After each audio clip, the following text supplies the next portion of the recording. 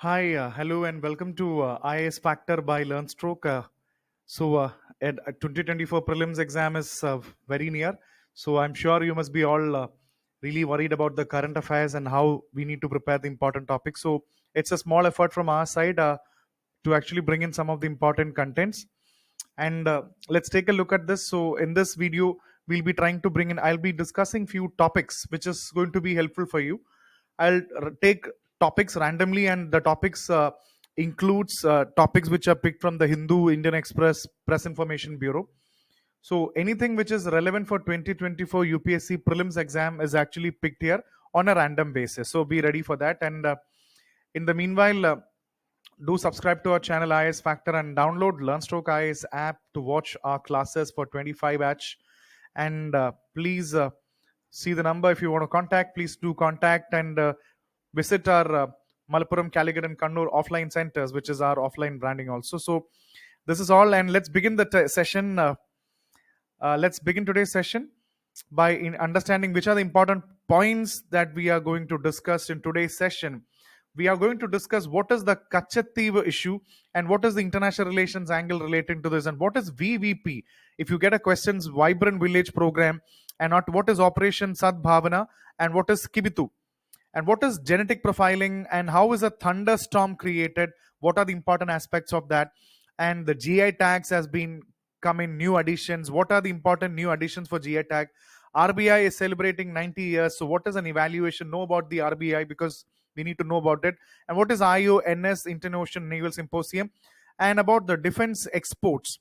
Certain statistics are very important for prelims examination because they might ask you few things. And definitely every session we'll have few map decoding session of countries which are in the news, so I'll exactly do it accordingly. So these are the important topics, and let's quickly move on to the session class.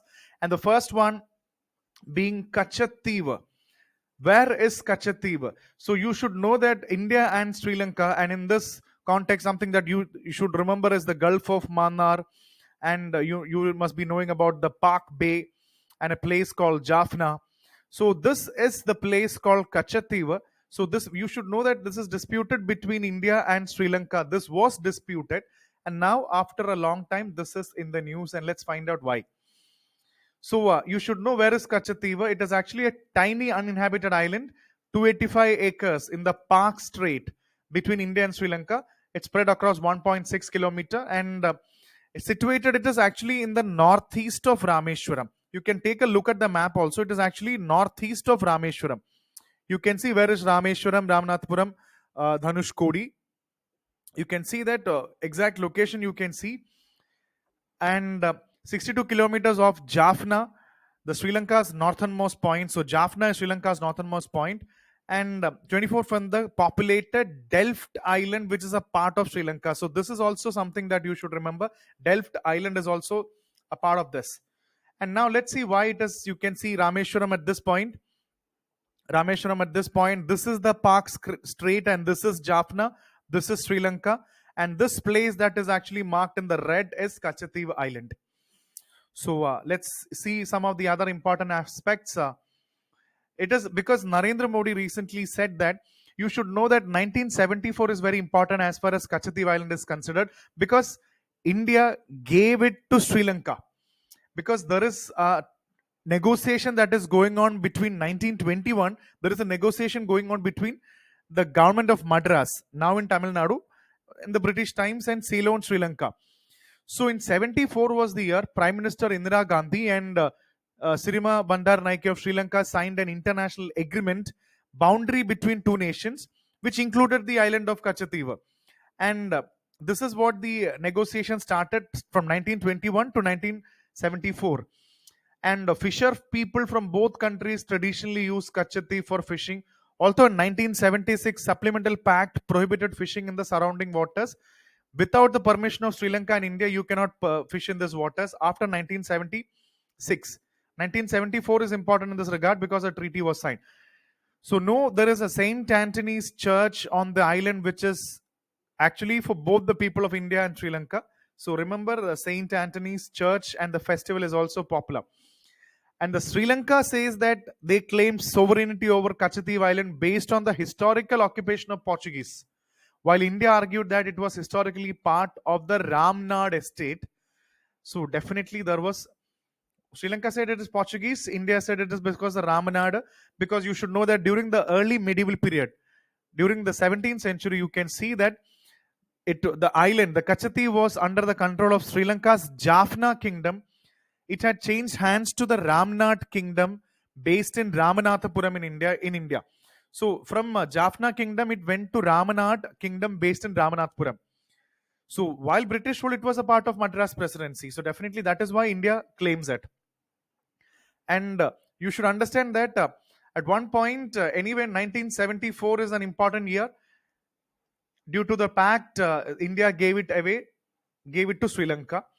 So there are different debates surrounding that. So this is basically understand, this is the Kachativ issue that you should definitely understand. So know about the important aspects of all this. Okay, so that is the topic number 1, and quickly moving on to the topic number 2 is the Vibrant Village Program, VVP, because such questions can even be asked in the prelims, like which of the following statements regarding VVP are correct. So you need to have an idea about what is VVP. So please understand, VVP is actually a Vibrant Village Program. Number 1, it's a centrally sponsored scheme in 2023. Why it was created? For comprehensive development in the select villages. You can please have an idea. It's the northern border. It's the basically the border states, like put in Arunachal Pradesh, Himachal Pradesh, Sikkim, Uttarakhand, and Union Territory of Ladakh. So Vibrant Village Program, it will be created by the district administration with the help of the Grama Panchayats. But please understand, the Border Area Development Program, the BADP, will not overlap with this. It's a separate thing. So please understand, it's going to be a Vibrant Village Program in all the states: Arunachal Pradesh, Himachal Pradesh, Sikkim, Uttarakhand, and Ladakh. So why it is important? It will create a various aspects like livelihood generation, like promotion of tourism, cultural heritage, entrepreneurship, cooperative societies, agriculture, horticulture, medicinal plant, etc. So they're going to create a new vibrant village there, and more villages, housing, road connectivity, village infrastructure, renewable energy, television, telecom. So the main point, please remember this very important point. The ultimate agenda is to create sufficient incentive for people to stay in that village. People should stay in that village. So that is one important objective that you need to remember. So vibrant VVP is, and it is also created on the basis of the hub and spoke model. So please remember, through the promotion of social entrepreneurship, there is going to be hub and spoke model. And even the concept of one village, one product is also added here. You know that one station, one product, one district, one product, ODOP, all these things are also in the new. If you visit a railway station, you can also see one station, one product. And please do understand that there is a concept of the Nimu Padam Darcha road link, which is an all-weather connectivity to the border areas of Ladakh. So remember this road, the Nimu Padam Darcha, a 4.1 kilometer tunnel, a Nimu Padam Darcha road link. So all of this is also a part of this. So remember the VVP in this context. You know why I told you this? Also understand what is Operation Sadbhavana, because the Indian Army. And what about the Kibitu? Where is Kibitu? You need to understand where is Kibitu. Let's quickly move on to the topic. And recently, Amit Shah visited and stayed in Kibitu. Where is Kibitu? Which is India's easternmost forward post along the border with China. So during the minister said that Kibitu should not be termed as India's last village, but the first village, as the sun's rays fall first in this village in this country. That is why Kibitu was popular. It's not the last village, it's the first village when the sun's rays fall on it. So even Amit Shah launched this Vibrant Village program in Kibitu. So again, Kibitu is going to be developed. So why Kibitu is popular? And also understand the tribal areas of Kibitu are the Mayor tribe is getting a various other things like primary health center, schools, all under VVP. And what is Operation Sadbhavana? The army is engaging various social welfare activities, including infrastructures like Kibitu Bakery. So that means creating bakery is not Operation Sadbhavana. You create something, a goodwill, which is going to change the people. So Operation Sadbhavana means you can understand it's Operation Goodwill. It's an initiative by the Indian Army in Jammu and Kashmir, Ladakh to address the needs of the people affected by terrorism, sponsored by Pakistan. So it's Army Goodwill Schools, infrastructure development. In this case, we said there is a bakery, educational tools for children in remote areas, and also strategic bridges in the Lohit River. Where is Lohit River? And deployment of model artillery guns like M77 ultralight howitzers, which is all focusing on military aspects of this. So Operation Sadbhavana is goodwill, creating modern infrastructure and development things. So that is and what is Seema Darshan? There is another program of the Indian Army. Operation. This is the Seema Darshan program, which translates to border tourism in English. It's an initiative by Government of India aimed at fostering patriotism, providing an opportunity for people to experience the life and work of soldiers in the Indian borders. You can actually go and visit the borders and see how soldiers guard it. So this is Operation Sadbhavana and Seema Darshan program. So all this related to Indian Army. So let's quickly the another important news, which is concept that we need to be ready with. What is the concept of genetic profiling? You might get a question: what is genetic profiling? Or simply you can understand this is the same concept as DNA profiling or genetic fingerprinting. Genetic profiling, all the concepts are same. Why it is used? It is a technique. Why is this technique? This is a technique to identify the individuals. You need to identify this individual based on their unique genetic makeup. So sometimes you need to, very important for forensics investigations, where you need to identify a particular individuals basis on that. So this process involves analyzing a small sample of DNA. You need to get a small sample of DNA and you create a profile. That is why genetic profiling or DNA profiling or genetic fingerprinting. You create a profile that can be used to distinguish one person. This is one person, and another person you can distinguish it with this. So it actually focuses on specific areas of the DNA. And let's understand two important concepts. One is VNTR, or variable number tandem repeats, or STR, or short tandem repeats. These are compared between samples to establish genetic relationship or identity. So please remember, VNTR, variable number tandem repeats, and STR, or short tandem repeats. You need to differentiate two in different people by creating a profile of the DNA. Now let's understand why they are actually used. What are the applications? Forensics. They are used in criminal investigation to link suspects to crime scenes through biological evidence like blood, hair, and skin cells. You can use this, create a profile, and use it for investigation purpose. Paternity testing. Determine if individuals are related, particularly in establishing parentage. A lot of time people say that whether this person is the father of this person. Paternity testing is important. And also personal, like disaster. When there is a disaster happening, victim identification, missing person investigation, and historical investigation. This is genetic profiling is very, very important, and DNA profiling is important. And it also helps in studying genetic diseases, population genetics, and evolutionary biology. So this also helps us to a lot of people do this to find out the hereditary diseases that they might have. So very important for genetic research also. But this is again marred with controversies again. It raises what? Ethical issues, particularly considering privacy, consent, and the discrimination based on the information derived by the DNA.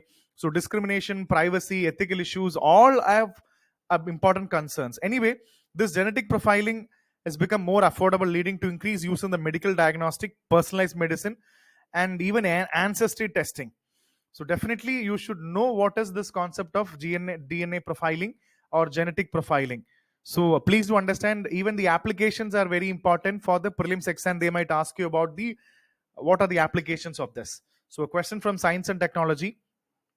Next is take a question from geography, GS paper 1 perspective. What is a thunderstorm? Because a lot of Indian areas have recently in the last 1 year witnessed thunderstorm. So what is this thunderstorm? How is this? And you can see clearly that thunderstorm means in this picture, you can see the cumulonimbus cloud. In geography, you must have read about the cloud system. So what is this cumulonimbus clouds? So we need to understand how is the thunderstorm created? What are the important aspects of that? So let's understand. So it is a weather phenomena, thunderstorm, by presence of lightning and thunder. So thunderstorm means definitely there is lightning and thunder, strong winds, even heavy rain, and even sometimes hailstorm can even happen. So how is it happening? Let's understand. Cumulonimbus cloud, which is a towering cloud, as you can just see in this picture, it's like a towering cloud. It's cumulonimbus. The cumulonimbus cloud is associated with thunderstorm. Very, very important. And let's understand. There is one thing you can understand. Warm, moist air rises rapidly into the atmosphere, creating instability. So you can see that the updraft, you can see the moist air is rising. The moist air is rising, creating instability. As the air rises, it cools and condenses, forming clouds. So it rises. After some time, you can see clouds forming in, and these clouds can grow vertically, towering cumulonimbus clouds, which produce thunderstorms. So warm, moist air rises, and after that, you can take a look at this. Instability is created. So instability can be at various, like different altitudes can create, or the presence of a frontal boundary such as cold front or warm front, or localized heating from the sun. Anything can create instability. So cumulonimbus clouds are characterized by the towering structure, often reaching high into the atmosphere, distinctly anvil shape at the top. Look, you can actually look at the picture also.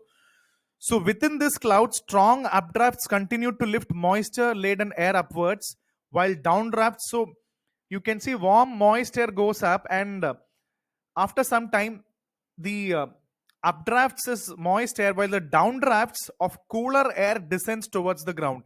So this is the warm moist air, cumulonimbus clouds, and definitely this is the updraft. It's called the updraft, and the downdraft is basically the cooler air which is coming down. So moist air goes up, cumulonimbus clouds, and downdraft is often the cold moist air.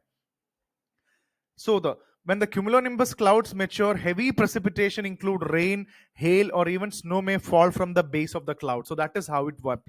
So downdraft, which are rapidly descending column of cool air, help to push precipitation downwards and can produce gusty winds. So warm moist air goes up, cumulonimbus clouds, this is the updraft, and downdraft is the cold air. So lightning, and this is very obvious in this. So look at this.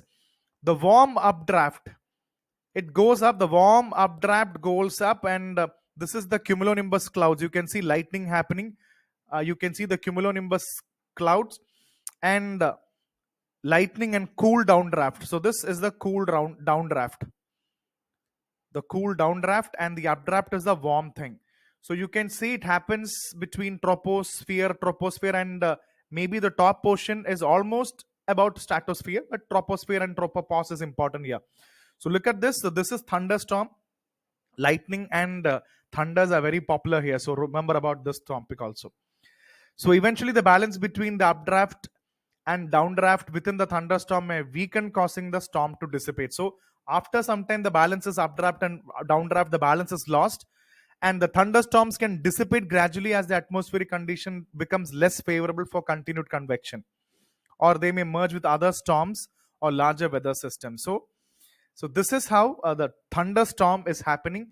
Please understand the importance. This can be a question also. Okay, moving on to the next is GI tag and the new additions. Every now and then, GI tag is very important. So you know why GI tag is important, and let's see which are some of the important things that got the GI tag. So concept of geographical indication tag originated from the WTO, the World Trade Organization, which is called TRIPS. That means trade related aspect of intellectual property rights is called TRIPS, and sometimes it's protect the names of products that are specific geographical origin and qualities or reputation that are linked to that origin. So it should possess some qualities of a product from a specific region. And now let's see why it is. To qualify for a GI tag, our products must have specific geographical origin and possess qualities like Tirupati Laddu. Laddu comes from Tirupati, or a reputation. It possesses some qualities, reputation, or characteristic that are essentially from that origin of place. Tirupati Laddu means it's from Tirupati. Okay, and it can be even the production methods, raw materials, other factors that contributes to its uniqueness. And let's understand. Assam leads with most a number of traditional things which I've got. So this can even be a match the following question for the prelims. Like you can see Asharik Kandi terracotta craft. So all of this is from Assam. Asharik Kandi terracotta craft. The Pani Mateka craft, the Sartebari metal craft, the Japi bamboo headgear, Mishing handloom products, and Bihu dhol. And additionally, 13 products from Assam, such as uh, you can even see the Bodo Dhokona, the traditional attire, the Bodo Eri silk, and various other scarves have got GI tags. So if you see all these names, please relate all this with Assam. Match the following is also very important. Which of the following are from which place? So this is all from Assam. And let's look at the Uttarakhand. The Banaras Thandai, a traditional drink made from milk, nuts, seeds, and spices, received GI tag. So historical significance, it is offering to the Kashi Vishwanath temple during like Mahashivratri and Holi.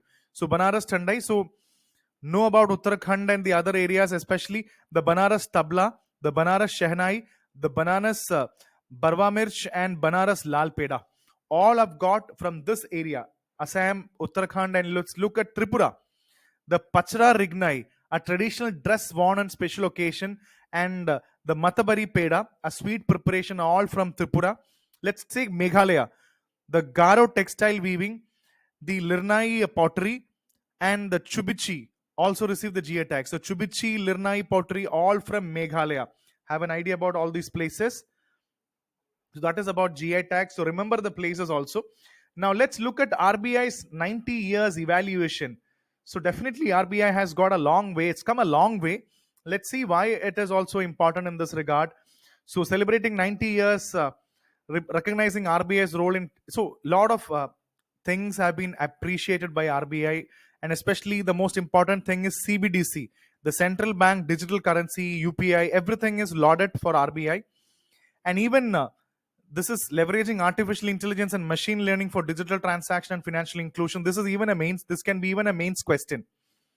Like how is it banks leveraging artificial intelligence and machine learning for digital transaction and financial inclusion? This can be a mains question also. Anyway, RBI. So let's know something about RBI. Was established on April 1, 1935, according to the provision of Reserve Bank of India Act 1934. So this is in the British times. It was conceptualized as a central banking authority to regulate monetary and financial system. Sir Osborne Smith was appointed as the first governor of RBI. So 1934 Act, 1935, it came on April 1. Initially, RBI operated as a private shareholders bank. It was a private shareholders bank with a paid up capital of 5 crore divided into rupees 100 each paid up. So this was actually a private shareholders bank initially. And later on, 1949, Reserve Bank was nationalized under the Reserve Bank of India, transferred to Public Ownership Act 1948. So you can even, this can be a question on RBI from Indian economy. They can ask you about RBI. 1949, it was nationalized. So please remember 1934, it came into being. And by 1935, it came into being and the act was 1934. So the move was 1948 Act, it was 1949, it was nationalized. And then you know that regulating the banknotes, maintaining monetary stability, managing the foreign exchange reserve, everything, bankers, bank, lender of the last resort, RBI is very important. So no, because RBI in 90 celebration, so that's why I came up with RBI, know about RBI. And what is the concept of Indian Ocean Naval Symposium or IONS? Let's understand what is this from a defense perspective. So let's quickly have an idea about what is this. The Indian Ocean Naval Symposium or IONS is a collaborative maritime security initiative. Very important. It's a maritime security initiative launched in 2008 by Indian Navy. It was launched by Indian Navy. Why? Enhanced cooperation among navies of the littoral states of Indian Ocean region. Very, very important. It's actually cooperation between IOR or Indian Ocean region to promote maritime security. IOR. In this concept, you should know what is IORA. What is IORA is also important. So all these things we have to understand. And now you need to understand where is the member countries coming. It comes all around the Indian Ocean, divided into 4 regions. One is South Asian, West Asian, East African, South Asian, and Southeast Asian and Australian littoral. So South Asian, West Asian, East African, Southeast Asian, and Australian. These are the different members which we are expecting. So the regional players as well as smaller island nations, all representing the Indian Ocean. So it's going to be Maritime Security Corporation. So among the little states of the Indian Ocean. So this is why IONS came into. So there is collaborative training exercises, enhancing interoperability, and member navies. There is a collaboration of the member navies. Its IONS serves as a platform for its member states to work together on shared challenges in the Indian Ocean, making it a key element of regional maritime. So it all comes together as a platform, like collaborative approach to security reflecting interconnected nature of maritime. So everything is actually making it more better. So this is how we have to understand at this point of time. And next is it's all about let's understand about the record defense exports that we have. So defense export is very, very important in this regard. What are the defense exports and what are some of the statistics? Such statistics are important in the sense that you can get questions for the prelims also. Let's understand some of the defense exports reach a record 21,083 crores. That means 2.63 billion is India's defense export. Such statistics can also be asked, and having an idea about such statistics is also important. And from this, now we can clearly understand that there is a 32.5% growth compared to the previous fiscal year, where it was just 15,000 crores and now it is 21. So there is 32.5% growth in defense export. And the past decade, you can see the defense exports have grown 31 times. The defense exports have grown 31 times. So this is a very good thing, defense exports. And you should know the defense industry. What is defense industry? Which includes private sector, is also a part of that. The defense includes the private sector and the defense public sector undertakings, or the DPSU. So plays a crucial role in achieving the highest defense exports. So private exports is also a very important thing. And you can see that the private sector and DPSU, what is DPSU? Defense public sector undertakings, I'll tell you. So private sector is almost 60% contribution. See, previously private sector was not a part of this defense. Now more private players are also coming into defense. So definitely defense is growing. So 40% from DPSU and 60% from the private sector. And even the number of export authorization issued to defense exporters increased significantly. So new export licenses or authorizations have also increased. And now let me tell you. So this is actually created to the policy reforms and ease of doing business initiative by the government, that there is a lot of defense exports and private players coming in, and end-to-end digital solutions provided to Indian industries for promoting defense exports. So end-to-end digital solutions have also paved the way for this. And now let me tell you what you mean by defense public sector undertaking, or DPSU. They are government-owned corporations in India that operate under the Ministry of Defense. They're key players in the Indian defense industry. So DPSUs, you can see that 60% of the export is coming from private sector and only 40% is from DPSU. So they are owned by the Ministry of Defense. And let's give it some examples. Like Hindustan Aeronautical Limited, the HAL, which makes aircraft and helicopters. The BEL, the Bharat Electronic Limited, known for its advanced electronic and communication systems. Like BDL, Bharat Dynamics Limited, manufacturing of missiles and munitions. And the MDL, the Mazagon Dock Shipbuilders Limited, which constructs warship and submarines. And the GRSC, like Garden Research Shipbuilders and Engineers, another shipbuilding entity. So these are all examples of the defense public sector undertakings. So know about all this concept. So this is defense thing. And now before we end this session, let's understand Bulgaria and Romania takes first steps into Europe's visa free. You know that in Europe there is something called a Schengen visa. You only need to get a Schengen and you can travel in. So Bulgaria and Romania joined Europe's fast Schengen area of free movement on Sunday, opening up travel by air and sea without border check post after a 13-year wait. So there is let's see how it works. So where is Bulgaria and Romania? Let's check out some map. You get this typical question. So where is Bulgaria? Which of the following countries are bordering Bulgaria? Have an idea. Definitely Bulgaria, there is a border called Romania, Bucharest, and capital of Bulgaria is Sofia. Romania, it's Bucharest. So definitely there is a border shared by Romania. And you can see at this side, Serbia is also sharing a border at this. and the Republic of North Macedonia. Macedonia also shares a border with Bulgaria. And look at Greece. Greece also share, and there is a part of Turkey.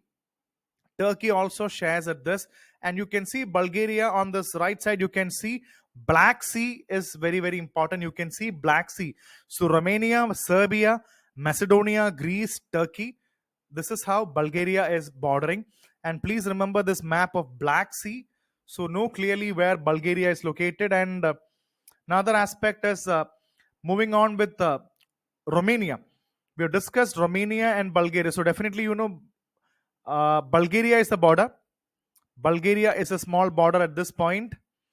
And even Romania, you can see Black Sea is actually connected with Romania also. You can access Black Sea. Bulgaria can also accept. And there is Serbia. Again, Serbia and Romania. And this side, you have Hungary. And you can see places of Moldova. Moldova can also have here. And definitely places of Ukraine. Ukraine is also part. So Ukraine, Slovakia, you can see Hungary. I think Slovakia is not here. You can see Hungary, it's there. Definitely Hungary is there. And Serbia, Bulgaria. So Romania's capital is Bucharest. And look at Black Sea also. It is also being connected. So this is a small thing that I wanted to tell you about the other important aspects. So Romania have a better impact. So Bulgaria, you can see Hungary, Serbia, Moldova, and Ukraine at this point. So have a better idea. So this is, we'll discuss maps every day.